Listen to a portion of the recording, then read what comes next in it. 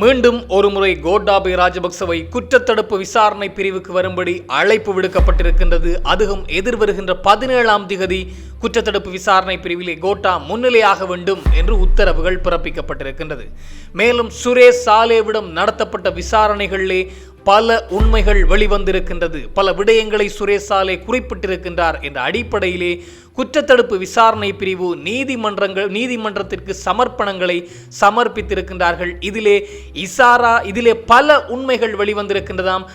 சாரா jasmine மற்றும் இந்த உயிர்த்த ஞாயிறு குண்டு தாக்கல் தொடர்பான கொலையாளிகள் தொடர்பாகவும் பல உண்மைகள் வெளிவந்திருப்பதாக சொல்லப்பட்டிருக்கின்றது.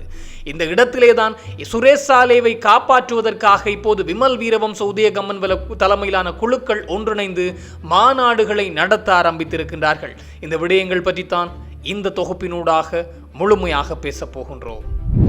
அன்புறவுகளில் ஒருக்குமே வணக்கம். கோட்டாபய ராஜபக்ச கடந்த மாதம் கோட்டாபய ராஜபக்சவை அதாவது குற்றத்தடுப்பு விசாரணை பிரிவிலே முன்னிலையாக வேண்டும் என்ற அடிப்படையிலே கோட்டாபய ராஜபக்சவுக்கு உத்தரவு பிறப்பிக்கப்பட்டிருந்தது.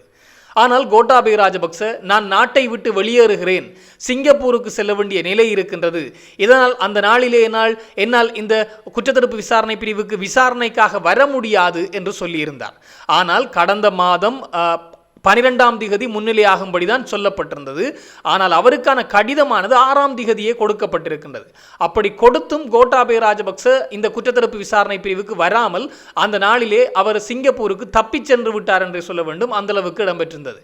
மீண்டும் இன்னும் ஒரு நாள் தாருங்கள், நான் வருகிறேன் என்று சொல்லியிருந்தார் கோட்டாபய ராஜபக்ச. அதற்கிணங்க இப்போது எதிர்வருகின்ற 17ஆம் திகதி கோட்டாபய ராஜபக்சவை மீண்டும் விசாரணைக்காக குற்றத்தடுப்பு விசாரணை பிரிவுக்கு வரும்படி இப்போது அழைப்பு கொடுக்கப்பட்டிருக்கின்றது. எனவே இப்போது அவர் எந்த நாட்டிற்கு செல்ல போகின்றார் என்பதுதான் கேள்வி. காரணம், இதற்கு முன்னர் சிங்கப்பூருக்கு செல்கின்றேன், இதனால் வர முடியாது என்று சொல்லியிருந்தார். இன்னும் ஒரு முறை அவர் இழுத்தடிப்பதற்கான வாய்ப்புகள் அதிகமாகவே இருப்பதாகவும் சொல்லப்படுகின்றது. காரணம், ஒருவேளை கோட்டாபய ராஜபக்ச இதன் காரணமாக கைது செய்யப்படலாமோ என்றும் கேள்விகள் எழுப்பப்படுகின்றது. ஏன் எதற்காக கோட்டாபய ராஜபக்சவை குற்றத்தடுப்பு விசாரணை பிரிவுக்கு வரச் சொல்கின்றார்கள் என்று பார்த்தால், அவர் ஜனாதிபதியாக இருக்கும்போது இடம்பெற்ற சம்பவங்கள் இல்லை. மாறாக அவர் பாதுகாப்பு செயலாளராக இருந்த காலப்பகுதி, பாதுகாப்பு அமைச்சின் செயலாளராக இருந்த காலப்பகுதி என்றால் அண்ணன் ஜனாதிபதியாக இருந்தது, மஹிந்த ராஜபக்ச ஜனாதிபதியாக இருந்த காலகட்டங்களிலே இடம்பெற்ற ஒரு மோசடி அல்லது ஒரு முறைகேடு தொடர்பாகத்தான் இவர் அழைக்கப்பட்டிருக்கின்றார். இவர் மாத்திரமல்லாமல் அப்போதைய சட்டமாதிபராக இருந்த மொஹான் பீரிஸும் அழைக்கப்பட்டிருந்தார் என்பது மிக மிக முக்கியமான விடயம். இரண்டு பேருமே கூட்டுக்கள்ளர்கள் என்ற அடிப்படையிலே தான் இரண்டு பேரையுமே அழைத்திருந்தார்கள். என்ன விடயம் என்று பார்த்தால், இந்த கோட்டாபய ராஜபக்ச மற்றும் மொஹான் பீரிஸ் ஆகியோர் இந்த அடுக்குமாடி தொடர்மாடி குடியிருப்புகள் கொழும்பினுடைய பல பகுதிகளிலே அரசாங்கத்தினால் கட்டப்பட்டிருக்கின்றது. அந்த குடியிருப்பிலே குடியிருப்பாளர்களுக்கு தகுந்த ஆவணம், அது சார்ந்த முறையான பத்திரங்கள் அத்தனையும் சமர்ப்பிக்கப்பட்டுத்தான் அவர்கள் தெரிவு செய்யப்பட்டு அந்த குடியிருப்புகள் கையளிக்கப்பட்டிருக்கின்றது. ஆனால் இந்த கோட்டாபய ராஜபக்ச மற்றும் மொஹான் பீரிஸ் ஆகியோர் தலையிட்டு சில கடிதங்களை எழுதி தங்களுடைய சிபாரிசு அடிப்படையிலே தங்களுக்கு வேண்டியவர்களுக்கெல்லாம் அந்த அடுக்குமாடி குடியிருப்பிலே வீடுகளை கொடுத்திருக்கின்றார்களாம். வீடுகளை கொடுத்ததெல்லாம் தங்களுடைய கையாட்களுக்கு, அதாவது தங்களுக்கு மிக இணக்கமானவர்கள், ராஜபக்சக்களோடு மிக நெருங்கி இருந்தவர்களுக்கு தான் அந்த வீடுகள் கொடுக்கப்பட்டிருக்கின்றது. ஆனால் வீடுகள் கொடுத்தாலும் பரவாயில்லை, அவர்களிடமிருந்து எந்த ஆவணமும் பெறப்படவில்லையாம். அந்த வீடு கையளிப்பதற்கான சான்றுகள், ஆவணங்கள் அல்லது அந்த வீட்டிலே இருப்பதற்கான அவர்களிடமிருந்து கொடுக்க வேண்டிய ஆவணங்கள் அங்கே கொடுக்காமல் இவர்களுடைய சிபாரிசு அடிப்படையில் நேரடியாகவே வீடுகள் கையளிக்கப்பட்டிருக்கின்றது. இதன் அடிப்படையில் விசாரணைகள் நடத்தப்பட்ட போது தேசிய வீடமைப்பு அதிகார சபை சார்ந்த அதிகாரிகளிடம் விசாரணைகளை மேற்கொண்ட போது கோட்டா மற்றும் மொஹான் பீரிஸ் ஆகியோருடைய பெயர் அடிபட்டிருக்கின்றது. இதற்கிணங்கத்தான் இந்த கோட்டாபய ராஜபக்ச மற்றும் மொஹான் பீரிஸ் ஆகியோர் விசாரணைக்கு அழைக்கப்பட்டு இப்போது விசாரணை வளையத்திற்குள்ளே கொண்டு வரப்பட்டிருக்கின்றார்கள் என்பது மிக மிக முக்கியமான விடயம். ஒருவேளை இது சார்ந்து கோட்டாபய ராஜபக்சவும் கைது செய்யப்படுவோமோ, அதாவது ரணிலும் இப்படித்தான் சுத்தி திரிந்தார், தன்னை கைது செய்ய முடியாது என்ற ஒரு எண்ணம் ரணிலுக்கு இருந்தது. எப்படி இவர்கள் என்னை கைது செய்கின்றார்கள் பார்ப்போம் என்ற அடிப்படையில் ரணில் கொஞ்சம் பாடம் புகட்டினார். அதாவது குற்றத்தடுப்பு விசாரணை பிரிவுக்கே பாடம் படிப்பித்துக் கொடுத்திருக்கின்றார் ரணில். அப்படி இருந்த ரணிலையே தூக்கி விட்டார்கள். இந்த கோட்டா எம்மாத்திரம் என்ற அடிப்படையில் இப்போது பேச ஆரம்பித்திருக்கின்றார்கள். பொறுத்திருந்து பார்ப்போம். 17ஆம் தேதி இவர் எந்த நாட்டிற்கு தப்பிச் செல்ல போகின்றார் என்பதையும் பொறுத்திருந்து பார்ப்போம். இந்த சுரேஷ் சாலே இன்னும் ஒரு மிக முக்கியமான விடயம் என்றால், சுரேஷ் சாலே கைது செய்யப்பட்டு சிறை வைக்கப்பட்டிருக்கின்றார். சுரேஷ் சாலேவிடம் நடத்தப்பட்ட விசாரணைகளில் இதுவரை கிடைக்கப்பெற்ற அறிக்கையை, நடந்த விசாரணைகளுடைய அறிக்கையை நீதிமன்றத்திற்கு குற்றத்தடுப்பு விசாரணை பிரிவு சமர்ப்பித்திருக்கின்றார்கள். இதிலே பல திடுக்கிடும் உண்மைகள் வெளிவந்திருக்கின்றது. குறிப்பாக இந்த சாரா ஜாஸ்மின் என்று சொல்லப்படுகின்ற புலஸ்தினி மகேந்திரன் தொடர்பான பல உண்மைகள் வெளிவந்திருப்பதாக குற்றத்தடுப்பு விசாரணை பிரிவு இப்போது நீதிமன்றத்திற்கு சமர்ப்பணங்களை கொடுத்திருக்கின்றார்கள். அதாவது இந்த சுரேசாலைவிடம் நடத்தப்பட்ட விசாரணைகள் அடிப்படையில் அத்தோடு உயிர்த்த ஞாயிறு குண்டு தாக்குதலில் இராணுவ புலனாய்வாளர்களுடைய தொடர்பு இருந்தமை உறுதிப்படுத்தப்பட்டிருக்கின்றது என்ற அடிப்படையிலும் இப்போது அந்த சமர்ப்பணங்கள் கையளிக்கப்பட்டிருக்கின்றது.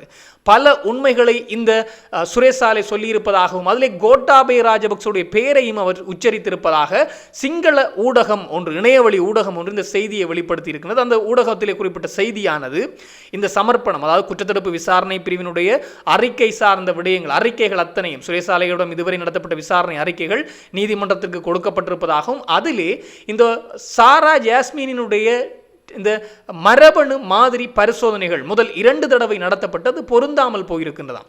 3வது தடவை கோட்டாபய ராஜபக்ச தான் உத்தரவிட்டிருக்கின்றாராம் 3வது தடவை இந்த மரபணு பரிசோதனையை மேற்கொள்ளும்படி. அப்படி அவருடைய உத்தரவுக்கிணங்கத்தான் தான் உட்பட சரத் வீரசேகர போன்றவருடைய தலையீட்டோடு இந்த மரபணு பரிசோதனை 3வது தடவை நடத்தப்பட்டு உத்தரவிட்டதை கோட்டாபய ராஜபக்ச என்றால் அந்த மரபணு பொருந்தி விட்டதாம். ஆனால் அதற்கு முன்னர் நடந்த மரபணு பரிசோதனைகளிலே சாரா ஜாஸ்மினுடைய உடல் எங்கும் காணப்படவில்லை, அல்லது உடல் பாகங்களிலே எந்த உடற்பாகங்களும் சாரா ஜாஸ்மினுடைய உறவினர்களுடைய மரபணு மாதிரிகளிலே பொருந்தவில்லை என்று சொல்லப்பட்டிருக்கின்றது. ஆனால் 3வது தடவை நடத்தப்பட்ட அந்த மரபணு பரிசோதனை அங்கே பொருந்தி போனது எப்படி என்று பார்த்தால், குற்றத்தடுப்பு விசாரணை பிரிவு அதிகாரிகள் உட்பட பல அதிகாரிகளுக்கு கடும் அழுத்தங்கள் கொடுக்கப்பட்டிருக்கின்றது என்ற உண்மை இப்போது ஒத்துக்கொள்ளப்பட்டிருக்கின்றதாம். எனவே இது ஒரு மிக பெரும் ஒரு விடயம் என்பதுதான் மிக மிக முக்கியமான விடயம். சுரேசாலையிட வாயிலே இருந்து வந்த ஒரு மிக மிக முக்கியமான விடயம் என்றால் இந்த DNA, அதாவது மரபணு மாதிரி, மரபணு பரிசோதனைகள் தொடர்பாக அதுவும் கோட்டாபய ராஜபக்சவனுடைய உத்தரவிலே தான் இது இடம்பெற்றது என்ற அடிப்படையில் அவர் சொல்லியிருப்பதாக அந்த தென்னிலங்கை சிங்கள ஊடகம் ஒன்று இந்த விடயத்தை, அதாவது இந்த விடயங்களை மேற்கோள் காட்டி அவர்கள் செய்தியாக வெளிப்படுத்தி இருக்கின்றார்கள். இன்னும் சொற்ப நாட்களில் இது தொடர்பான பல உண்மைகள் வெளிவரும். காரணம், அவரிடம் தொடர்ச்சியாக விசாரணைகள் நடத்தப்பட்டு வருகின்றது. ஒருபுறம் சுரேசாலையிடம் விசாரணைகள் நடத்தப்பட்டு வருகின்ற போது சுரேசாலையை எப்படியாவது வெளியே கொண்டு வந்து விட வேண்டும் என்ற அடிப்படையிலே இந்த தென்னிலங்கை தேசியவாதிகள், இனவாத கட்சியின் தலைமைகள் எல்லாம் இப்போது துடிக்க ஆரம்பித்திருக்கின்றார்கள். அதிலே உதயகமன்வல, விமல் வீரவம்ச, சரத் வீரசேகர, ராஜபக்சக்கள் தரப்பு எல்லாம் இப்போது கொதித்தெழுந்திருக்கின்றார்கள். அவரை எப்படியாவது வெளியே கொண்டு வர வேண்டும் என்று. இன்றைய தினம் ஒரு மாநாடு கூட ஒன்று நடந்திருக்கின்றதாம் கொழும்பிலே. அதுவும் விமல் வீரவம்ச அதிலே உரையாற்றி இருக்கின்றார். அந்த உரை தொடர்பாகவும் ஒரு தென்னிலங்கை ஊடகம் ஒன்று ஒரு செய்தியை வெளிப்படுத்தி இருந்தது. குறிப்பாக சுரேசாலையை வெளியே கொண்டு வருவோம், அதாவது சுரேசாலையை விடுதலை செய்ய வைப்போம் என்ற அடிப்படையில் அந்த மாநாடு இடம்பெற்றிருக்கிறார். அந்த தொனிப்பொருள் இல்லையா, அந்த மாநாட்டில் உரையாற்றிய விமல் வீரவம்ச குறிப்பிட்டிருக்கின்றார், சுரேசாலையை சிறைக்குள்ளே வைத்து கொலை செய்வதற்கான வேலைகளை இந்த அரசாங்கம் செய்து வருகின்றது. இந்த சுரேசாலையை சிறைக்குள்ளே வைத்து தீர்த்து கட்டுவதற்கான வேலைகளை செய்து வருகின்றது. அதுவும் நேரடியாக அல்ல, அவருக்கு கொடுக்கின்ற அழுத்தங்களூடாக, மறைமுகமான செயற்பாடுகளூடாக இந்த அரசாங்கம் சுரேசாலையை கொல்ல பார்க்கின்றது என்று சொல்லியிருக்கின்றார் விமல் வீரவம்ச. இன்னும் பல உரையாடலை அதில் நிகழ்த்தி இருக்கின்றார். அதில் சொன்ன விடயங்கள், சுரேசாலைவுக்கு பாய் கொடுக்கவில்லையாம் படுப்பதற்கு, அவர் தரையிலே படுக்கின்றார். அதுவும் செய்தித்தாள்களை நிலத்திலே விரித்து கொண்டு அதன் மேலே படுத்துறங்குகின்றாராம். கழிவறை அப்படியே அவர் தங்கியிருக்கின்ற அறைக்குள்ளே இருப்பதனால் அவரால் உணவருந்த முடியாமல் இருக்கின்றதாம். பல நாட்களாக அவர் உணவருந்தவில்லை என்று சொல்லப்பட்டிருக்கின்றது. அதோடு இன்னும் சுரேசாலையை நீதிமன்றத்திற்கு கொண்டு செல்லவில்லை குற்றத்தடுப்பு விசாரணை பிரிவு. இதனால் அவரை வஞ்சிக்கின்றார்கள் இந்த குற்றத்தடுப்பு விசாரணை பிரிவு அதிகாரிகளும் இந்த அரசாங்கமும் என்ற அடிப்படையிலே சுரேசாலைவுக்காக பேசியிருக்கின்றார். மேலும் சுரேசாலைவுக்கு கடும் அழுத்தங்கள் கொடுக்கப்படுகின்றதாம். சுரேசாலைவின் மீது எலிகள் எல்லாம் நடமாடுகின்றதாம் அந்த அறைக்குள்ளே என்ற அடிப்படையில் நேரில் சென்று பார்த்தவர் போன்று இந்த விமல் வீரவம்ச சொல்லியிருப்பதுதான் கொஞ்சம் நகைப்புக்குரிய விடயமாக இருக்கின்றது. காரணம், யாருமே சுரேசாலையை இன்னும் சென்று பார்க்கவில்லை என்றுதான் மிக முக்கியமான விடயம். பயங்கரவாத தடை சட்டத்திலே அவர் தடுத்து வைக்கப்பட்டிருக்கிறார், அவரை பார்க்க முடியாத சூழ்நிலை இருக்கின்றது. ஆனால் இந்த விமல் வீரவம்ச அந்த மாநாட்டில் இடம்பெற்ற அந்த உரையாடலின் போது இந்த விடயத்தை தெரிவித்திருக்கின்றார். சுரேசாலைவின் மீது எலிகள் எல்லாம் நடமாடி திரிகின்றது, எனவே சுரேசாலைவை இந்த அரசாங்கம் கொல்லப் போகின்றது, நாங்கள் அவரை வெளியே கொண்டு வருவோம் என்பதை இந்த தென்னிலங்கை தேசியவாதிகள் நாம் கையிலே எடுக்கின்ற ஒரு விடயம். இந்த அரசுக்கு எதிராகவும் இந்த கைது செய்யப்பட்டவர்களை வெளியே கொண்டு வர சிங்கள மக்களை கிளர்ந்தெழுத வைப்பதற்காக அவர்கள் கையிலே எடுக்கின்ற ஒரு பூச்சாண்டி என்றால் புலி பூச்சாண்டி. அதாவது புலிகளை அழித்தவர், இறுதி யுத்தத்தை முடிவுக்கு கொண்டு வந்தவர். இந்த யுத்தத்தை முடிவுக்கு கொண்டு வருவதற்கு கண்ணாக செயற்பட்டவர், மூளையாக செயற்பட்டவர், கைகாலாக செயற்பட்டவர் தான் இந்த சுரேஷ் சாலேவாம். எனவே அவரை இப்படி சிறையடைத்து விட்டார்களே இந்த அரசாங்கம், இது அவர் செய்த தியாகங்களுக்கு செய்கின்ற மிக பெரும் துரோகம் என்ற அடிப்படையிலே உரையாற்றி இருக்கின்றார் விமல் வீரவம்ச. எனவே எல்லோரும் ஒன்று திரளுங்கள், இந்த சுரேஷ் சாலேவை வெளியே கொண்டு வருவோம் என்ற அடிப்படையிலே அறைகூவல் விடுத்திருக்கின்றார் விமல் வீரவம்ச.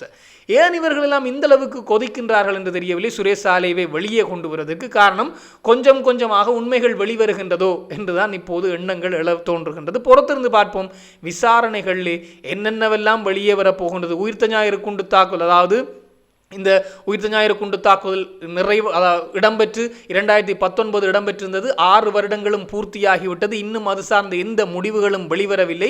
இந்த வருடமேனும் அந்த இன்னும் ஒரு சொற்ப நாட்கள் தான் இருக்கின்றது உயிர்த்த ஞாயிறு குண்டு தாக்குதல் இடம்பெற்று அதனுடைய நினைவு நாளுக்கு. எனவே இந்த வருடமும் அது சார்ந்து ஏதும் உண்மைகள் வெளிவருமா என்பதை பலரும் ஆவலோடு எதிர்பார்த்து கொண்டிருக்கின்ற வேளையிலே தான் சுரேஷ் சாலேவிடம் இடம்பெற்ற விசாரணைகளினுடைய அறிக்கை நீதிமன்றத்திற்கு சமர்ப்பிக்கப்பட்டிருக்கின்றது. அதிலே கோட்டாவினுடைய பெயர் உச்சரிக்கப்பட்டிருக்கின்றது, இந்த சாரா ஜாஸ்மினுடைய பெயரும் உச்சரிக்கப்பட்டிருக்கின்றது என்பது மிக முக்கியமான விடயம். இது தொடர்பாக இன்னும் பல தகவல்கள் வருகின்ற போது உடனுக்குடன் தெளிவுபடுத்த நானும் தயாராக இருக்கிறேன். இன்னும் ஒரு தொகுப்போடு சந்திக்கலாம். உங்களிடம் விடைபெறும் நான் என்றும் உங்கள் அன்பின் ஈழன்.